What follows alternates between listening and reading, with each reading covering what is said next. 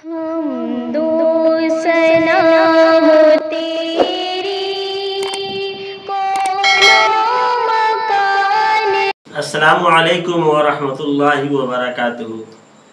حمد و ثنا ہے اس پاک پروردگار کے لیے جس کے قبضہ قدرت میں ہماری اور آپ سب کی جان ہے۔ دوستو، آج کے اس نشست میں ہم بات کریں گے آقائے دو جہاں، سرور کونین، تاجدار بطحا، احمد مجتبیٰ، محمد مصطفیٰ صلی اللہ علیہ وسلم کی آمد کے مقصد کے بارے میں، کہ اللہ تبارک و تعالیٰ نے سچے پیارے نبی جناب محمد رسول اللہ صلی اللہ علیہ وسلم کو آخر اس دنیا میں بھیجنے کا مقصد کیا تھا۔ اللہ نے کس مقصد کے تحت آپ علیہ السلام کو اس دنیا میں مبعوث فرمایا، اسی مقصد کے تحت ہم گفتگو کریں گے۔ دوستو، جس وقت آپ علیہ السلام اس دنیا میں تشریف لائے، ظلمت و تاریکی تھی، جہالت کا دور دورہ تھا، لوگ وحشی درندوں سے بڑھ کر کے تھے، زندہ جانوروں کے گوشت کاٹ لیا کرتے تھے، روزانہ لڑنا بھرنا مارنا کاٹنا ان لوگوں کا شیبہ تھا۔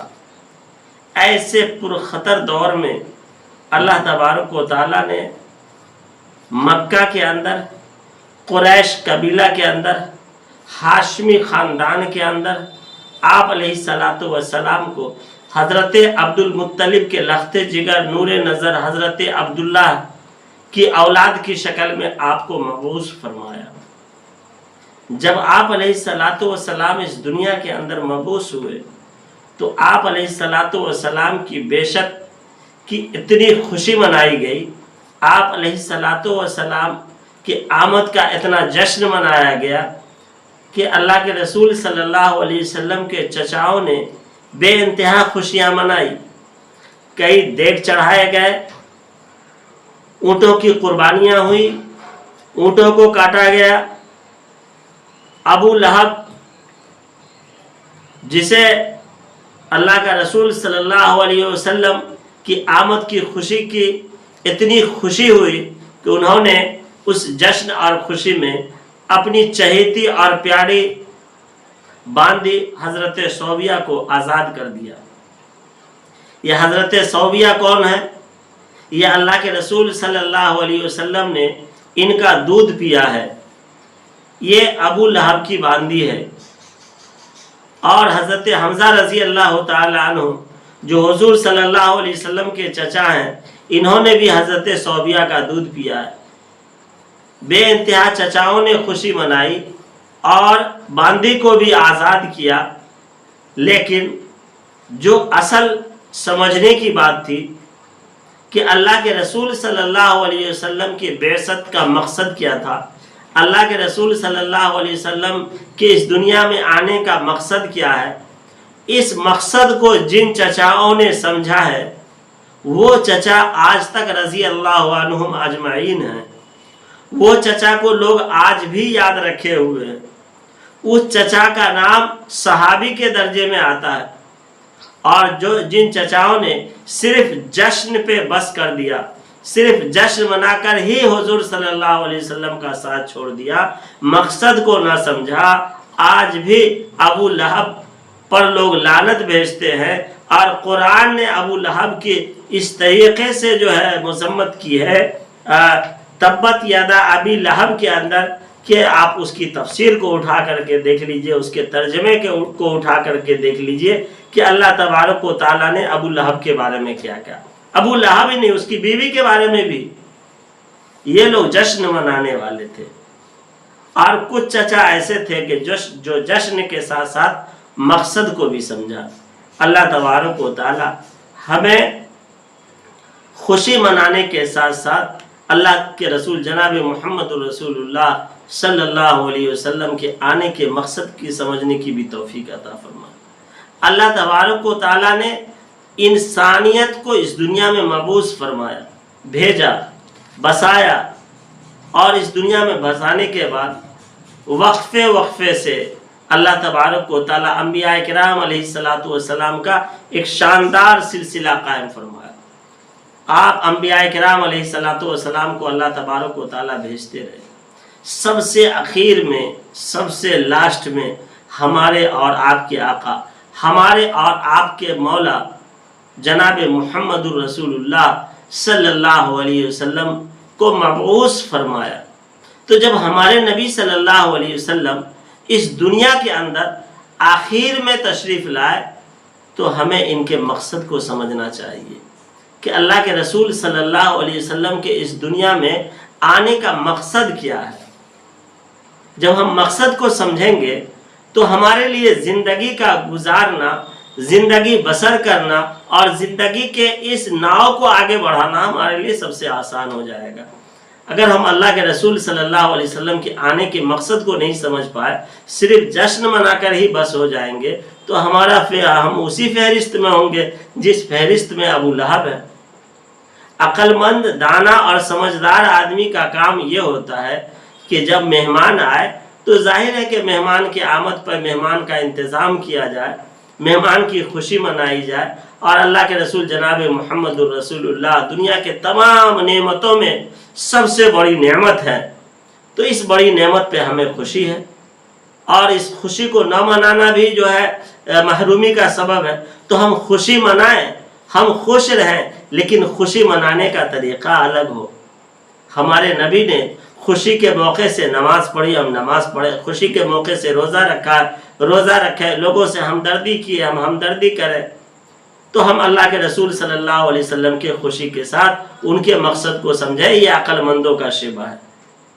اللہ تبارک و تعالیٰ نے اس دنیا کے اندر بے شمار نعمتوں کو اللہ تبارک و تعالیٰ نے بھیجا، بے انتہا چیزوں کو اللہ تبارک و تعالیٰ نے پیدا فرمایا، سب حضرت انسان کے لیے پیدا فرمایا، اور ساری چیزوں کو اللہ تبارک و تعالیٰ نے انسانوں کے لیے بھیجا، بے انتہا چیزوں کو۔ اللہ تبارک و تعالیٰ نے دعویٰ فرمایا ان تعدوا نعمت اللہ لا تحصوها، کہ اگر تم ہماری نعمتوں کو شمار کرنا چاہو گے، گننا چاہو گے تو نہیں گن سکتے۔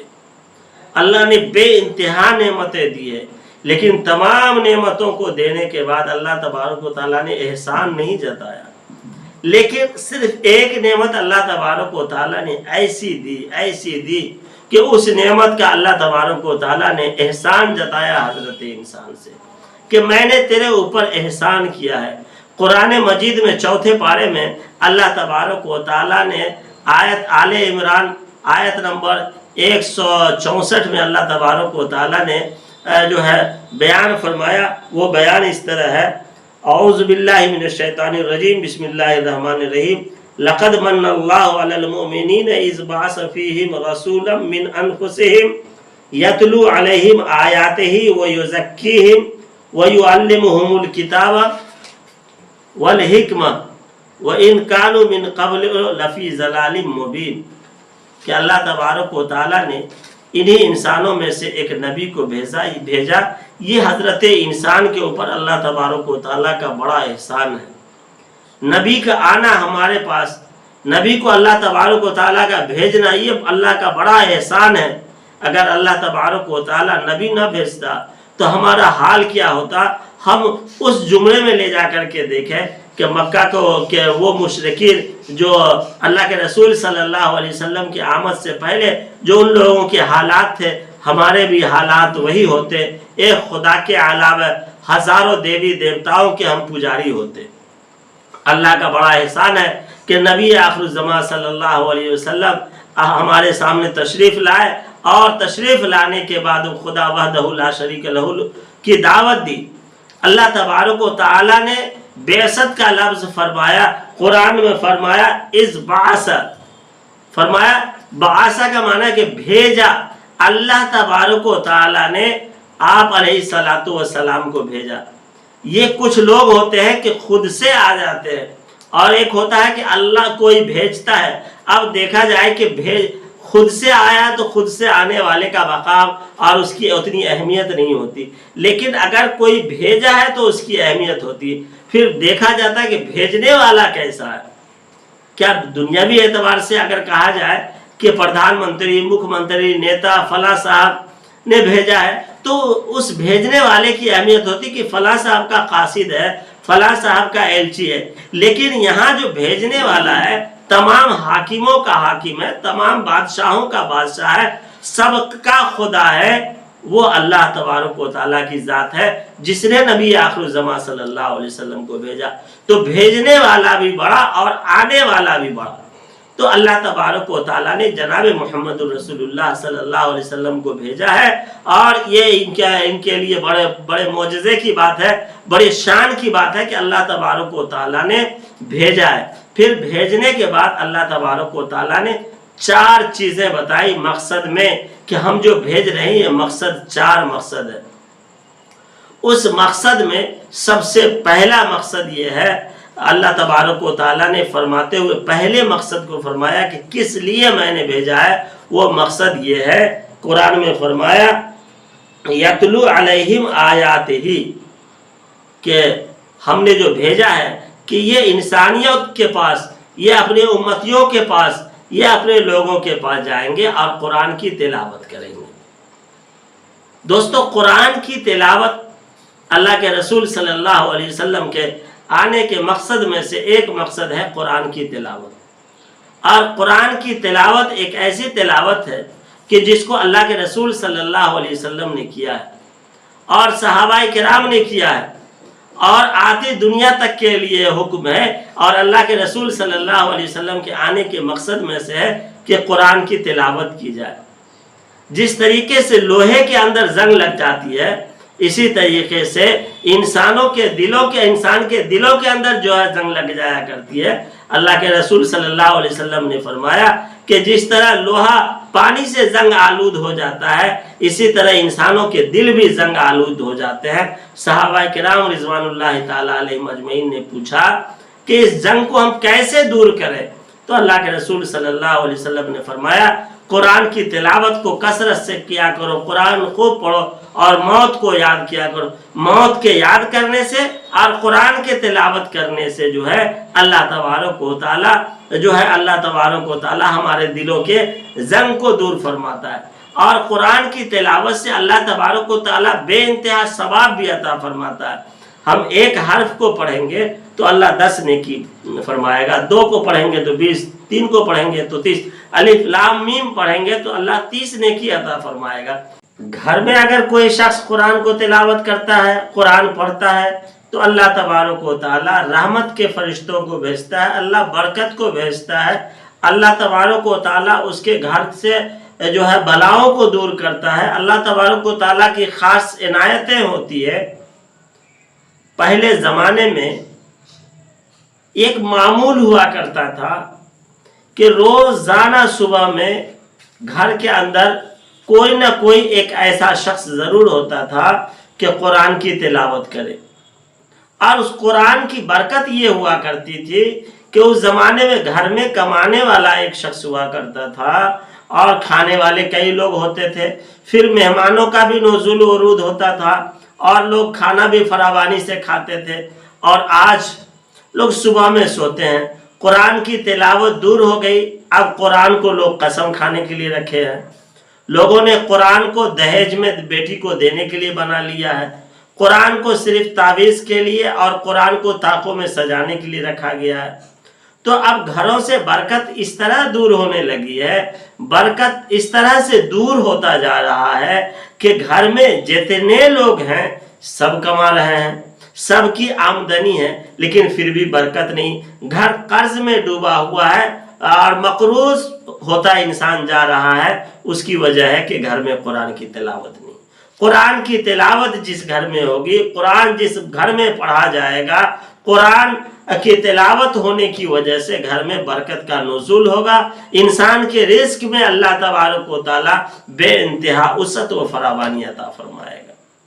اور انسان عام طور سے بھی دیکھ سکتا ہے کہ جب انسان کا دل زنگ آلود ہو جائے تو زنگ آلود انسان کو آسانی سے پرکھ سکتا ہے کہ جب انسان کو نیک کام کرنے کا دل نہ کرے اور جب انسان کو اچھائی کی طرف من نہ لگے اور برائی کرنے میں مزہ آنے لگے، جھوٹ بولنے میں مزہ آنے لگے، غیبت کرنے میں مزہ آنے لگے، چگلی کرنے میں مزہ آنے لگے، ایک دوسرے کو پریشان کرنے، ستانے، بہتان کا باندھنے اور اس طرح کے لایانی چیزوں میں جب لوگوں کو مزہ آنے لگے اور اچھے چیزوں میں لوگوں کو مزہ نہ آئے، تو سمجھ لیجئے کہ یہ جو ہے اللہ تبارک و تعالیٰ نے اس کے دل کو زنگ آلود کر دیا۔ تو اب ایسے آدمی کو چاہیے کہ وہ قرآن کی تلاوت کرے اور موت کو کثرت سے یاد کرے، اور آپ اپنے بچوں کو بھی قرآن کی تعلیم دیں، بچوں کو بھی قرآن پڑھائیں۔ ہر مسلمان کے لیے ضروری ہے کہ اسے قرآن کی تلاوت آئے، قرآن اچھا پڑھنا آئے، خود بھی قرآن اچھا پڑھے، اپنی اولاد کو بھی قرآن اچھا پڑھائے، اپنی بیوی کو بھی اچھا پڑھائے، اپنے گھر میں قرآن کی تعلیم کو عام کرے۔ بھلے کچھ پڑھے یا نہ پڑھے، قرآن پڑھنا اچھا ہے۔ اگر آپ اپنے اولاد کو، خود کو قرآن پڑھ رہے ہیں تو اللہ کے رسول صلی اللہ علیہ وسلم کے آنے کے ایک مقصد کو پورا کر رہے ہیں، وَيَتْلُو عَلَيْهِمْ آيَاتِهِ، کہ اللہ تبارک و تعالیٰ نے جو مقصد بتایا کہ وہ قرآن کی تلاوت، تو قرآن کی تلاوت ایک مقصد کو آپ پورا کرنے والے ہو گئے۔ اب ہمیں یہ سمجھنا ہے کہ اللہ تبارک و تعالیٰ نے جو دوسرا مقصد فرمایا، وہ دوسرا مقصد کیا ہے؟ وہ دوسرا مقصد اللہ تبارک و تعالیٰ نے فرمایا وَيُزَكِّيهِمْ، اور فرمایا کہ اللہ کے رسول صلی اللہ علیہ وسلم لوگوں کا تزکیہ نفس کریں گے، لوگوں کے دلوں کی صفائی کریں گے، دلوں سے کدورت کو، میل کچیل کو، کینہ کو، گناہوں کو، بدکاریوں کو، سیاکاریوں کو، گناہوں کو وہ صاف کریں گے۔ لوگ جو ہے گناہ کو سن کر کے جو ہے اپنے آپ کو خدا کے خوف میں ڈوب جائیں گے، اللہ کی عبادت کا لوگوں کے اندر شوق پیدا ہو جائے گا، گناہ سے ڈرنے والے ہو جائیں گے۔ تو یہ جب دل صاف ہو جائیں گے، اور اللہ کے رسول صلی اللہ علیہ وسلم نے خوب کیا، پوری زندگی تزکیہ نفس کیا، لوگوں کے دلوں کو صاف کیا، لوگوں کے دلوں سے کدورت کو، گناہوں کو، سیاکاریوں کو، بدکاریوں کو، سارے گناہ کو کھرچ کر کے نکالا، صاف کیا، تزکیہ نفس کیا۔ یہی وجہ ہے کہ اللہ کے رسول صلی اللہ علیہ وسلم کے زمانے ہی میں صحابہ کرام رضوان اللہ تعالیٰ علیہم اجمعین کو اللہ تبارک و تعالیٰ نے سند عطا فرمائی، رضی اللہ عنہ، رضی اللہ عنہم کا لقب اللہ تبارک و تعالیٰ نے اللہ کے رسول صلی اللہ علیہ وسلم کے زمانے میں دنیا میں ہی جو صحابہ کرام رضوان اللہ تعالیٰ علیہم اجمعین کو عنایت فرمائی۔ تو اگر ہم بھی اپنے دل کا تزکیہ کریں گے، اپنے آپ کو گناہوں سے بچیں گے، توبہ و استغفار کریں گے، تو اللہ تبارک و تعالیٰ ہمارے نفس کو بھی صاف فرمائے گا، اور اللہ کے رسول صلی اللہ علیہ وسلم کے دوسرے مقصد کو ہم ادا کرنے والے ہوں گے، دوسرے مقصد پہ عمل کرنے والے ہوں گے۔ اب ہم تیسرے مقصد کی طرف چلتے ہیں۔ قرآن میں اللہ تبارک و تعالیٰ نے فرمایا وَيُعَلِّمُهُمُ الْكِتَابَ، کہ اللہ کے رسول جناب محمد الرسول اللہ صلی اللہ علیہ وسلم کے بھیجنے کا مقصد یہ تھا کہ لوگوں کو کتاب سکھائے۔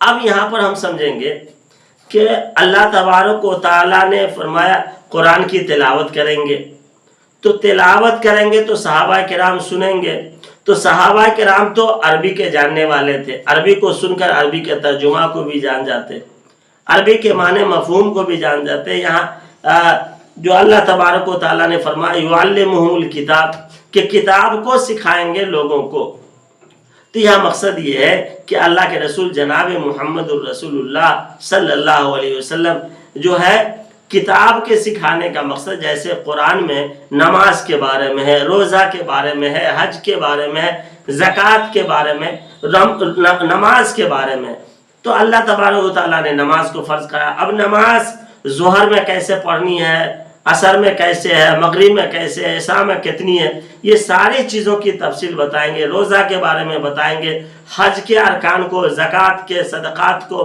کے میت کو کے مسائل کو، اسی طریقے سے نکاح، طلاق، یہ ساری چیزوں کو بتائیں گے۔ کتاب کے یعلمہم الکتاب کا مقصد یہ ہے کہ کتاب یعنی اللہ کے قرآن کی یہ تشریح کریں گے، قرآن میں جو باتیں ہیں ان باتوں کو بتائیں گے، اور اس کے لیے جو ہے 5 چیزیں ایسی ہے کہ ان 5 چیزوں کو اگر بتایا جائے تو یعلمہم الکتاب پر جو عمل پیدا ہو جائے گا۔ وہ 5 چیز کیا ہے؟ اس میں سے پہلے ہے ایمانیات، ایمان عقیدہ کے بارے میں، کہ ایمان کے بارے میں کہ میرا ایمان کیا ہونا چاہیے، کہ اللہ کے بارے میں میرا ایمان کیا ہو، رسول کے بارے میں میرا ایمان کیا ہو، قرآن کے بارے میں، صحابہ کرام کے بارے میں ہمارا ایمان اور عقیدہ کیا ہے۔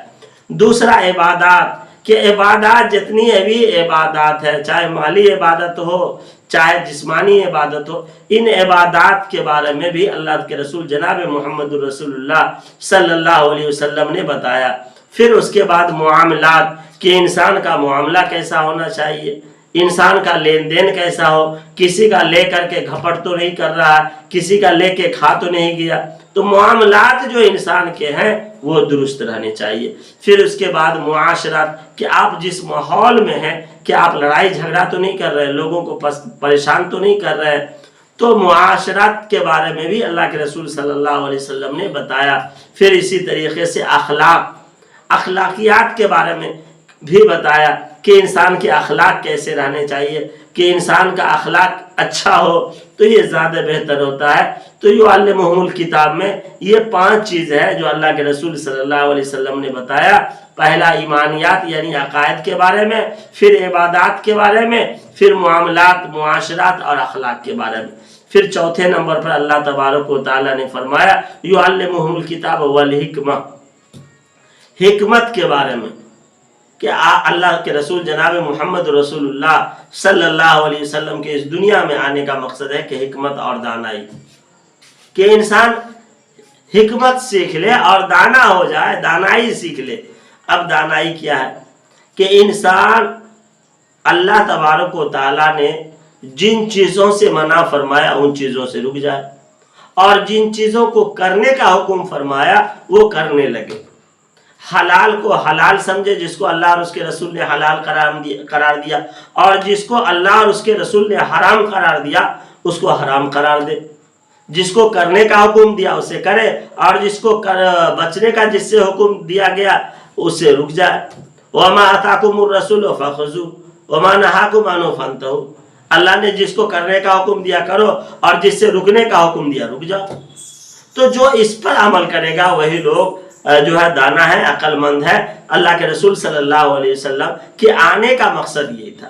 اور اگر کوئی آدمی یہ 4 مقاصد جو ہے اللہ کے رسول صلی اللہ علیہ وسلم کا اس دنیا میں آنے کا، ایک مقصد قرآن کی تلاوت، دوسری مقصد تزکیہ نفس، دل کی صفائی، تیسرا مقصد جو ہے کتاب کا علم، یعلمہم الکتاب، کتاب کا علم جو ہم نے 5 چیزیں بتایا۔ پھر چوتھے نمبر پہ ہے حکمت۔ یہ اگر چاروں چیزیں کسی انسان کے اندر آ جاتی ہے اور وہ اس چیز کو پورا کرتا ہے، عمل کرتا ہے، اور لوگوں کو بھی عمل کرنے کی دعوت دے رہا ہے، تو اللہ کے رسول صلی اللہ علیہ وسلم کے آنے کے مقصد کو خود بھی سمجھ رہا ہے اور اس مقصد پہ عمل بھی کر رہا ہے، لوگوں کو بھی بتا رہا ہے۔ اور اگر کوئی شخص یہ 4 پہ عمل نہیں کر رہا ہے تو ایسا شخص جو ہے وہ سمجھیے کہ گمراہ ہے۔ اللہ کے رسول اللہ تبارک و تعالیٰ نے قرآن مقدس میں اس کے لیے لاسٹ میں فرمایا وَإِن كَانُوا مِن قَبْلُ لَفِي ضَلَالٍ مُبِينٍ، کہ یہ لوگ جو ہے گمراہی میں ہیں۔